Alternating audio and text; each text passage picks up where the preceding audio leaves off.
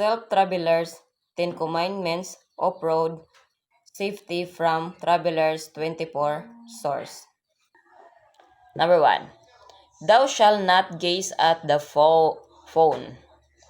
Number 2. Thou shalt not throw trash out of the window. Number 3. Thou shalt not or never drive intoxicated. 4. Thou shalt not take it any change. Thou shalt buckle up thy cage. Thou shalt not drive on the bright. 7. Thou shalt not drive when one light without faulty line. 8. Thou shalt adhere to the speed limit. 9. Thou shalt keep thy distance. 10. Thou shalt practice patience. Self-driving, 10 commandments of safety driving as a driver's safety. 1. I will not drive when drunk, nor drowsy, nor fatigued. 2. I will not pass without care on curbs, nor hills, nor views is unseen by the eye. 3. I will not violate speed laws or exceeding speed limit. 4. I do not disobey highway sign and traffic signal. 5.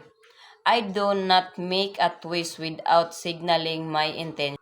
6. I do not accelerate my speed at school, playgrounds, hospital, and other dangerous zones. 7.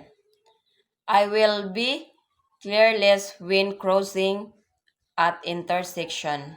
8. I do not gear my headlights on approaching cars at night. 9.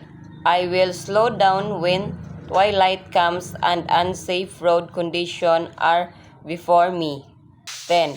I will be courteous and respectful of night of every drivers and pedestrian. Self-clearance of 10 commandments traffic. 1. Keep right. 2. Observe courtesy. 3. Prohibited parking. 4. If in doubt, do not overtake. 5. The bus stop rule lining up on the bus stop zone. Number 6. Rule to prevent or entangle traffic jams. 7. Observe traffic management measure. The philosophy of Pinoy driver.